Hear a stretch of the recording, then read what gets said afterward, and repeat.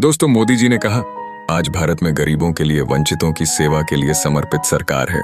हम पिछड़ों को प्राथमिकता देते हैं। उनका जीवन बेहतर बनाने के लिए पूरी संवेदनशीलता से काम कर रहे हैं। हम पिछड़ों को प्राथमिकता देते हैं।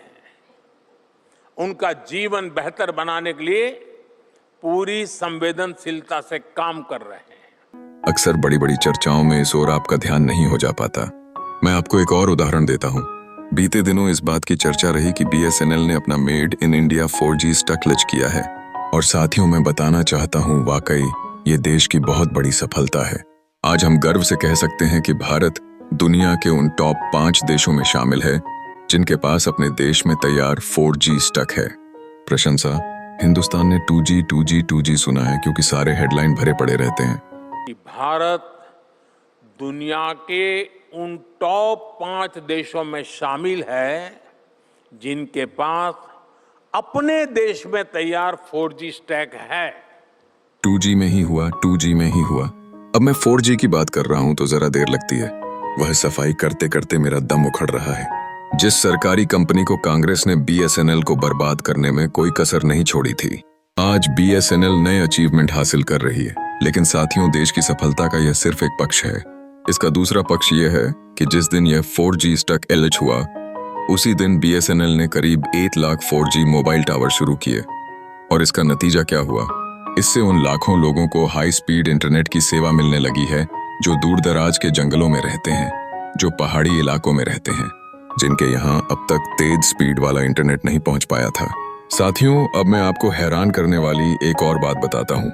हम तो ये 2G, 4G, 6G सब सुनते रहते हैं तो हमको अपनी आसपास की दुनिया दिखती है। हम कुछ और सोचते हैं और सोच के कुछ नया करने का प्रयास करते हैं। और मैं आज देश की सफलता एक तीसरा पक्ष भी आपके सामने रखना चाहता हूँ। और अभी तक मीडिया का ध्यान उस बात पर नहीं गया है। खैर, बहुत सी बातें हैं मेरे खाते में, वह बहुत पीछे रह जाते हैं। जब दूर सुदूर के इलाकों में ऐसी सेम पहुंचती है तो वहां के लोगों का जीवन कैसे बदलता है। आपने शायद ई-संजीवनी के विषय में सुना होगा। मैं इस ई-संजीवनी का उदाहरण देता हूँ। मान लीजिए एक परिवार है और दूर सुदूर जंगलों में बहुत कहीं दूर रहता है, जिसका एक सदस्य बीमार है। और दूर कहीं पहाड़ी पर, कहीं जंगलों में बीमारी से वह परेशान है। अब खराब मौसम की वजह से वह अपने परिवार के बीमार मरीज को डॉक्टर के पास नहीं ले जा पा रहा है। तब वो क्या करेगा? ऐसी स्थिति में उसकी मदद कर रही है ई-संजीवनी सेवा। हाई स्पीड कनेक्टिविटी पर आधारित सेवा ई-संजीवनी। साथियों, वो मरीज को अपने फोन में ई-संजीवनी ऐप के माध्यम से डॉक्टर से जोड़ देता है और उसे स्पेशलिस्ट डॉक्टर के कंसल्टेशन की सुविधा मिल जाती है। कि दर्शकों को यह जानकर अच्छा लगेगा कि अब तक ई-संजीवनी के माध्यम से 42 करोड़ लोग OPD कंसल्टेशन ले चुके हैं। प्रशंसा। यानी 4G, 2G यह सुविधा नहीं, यह जीवन में एक नई ताकत बनकर के उभर रहा है। और आज जब मैं आपसे बात कर रहा हूं तो सुबह से शाम तक देश के 1 लाख से ज्यादा लोग ई-संजीवनी पर मदद पा चुके हैं। ये मैं 12 घंटे की बात बताता हूँ। ई-संजीवनी सिर्फ एक सुविधा नहीं है, यह एक भरोसा है कि संकट आने पर उन्हें तुरंत मदद मिलेगी। एक उदाहरण है कि व्यवस्था में लोकतंत्रीकरण का कमाल क्या होता है।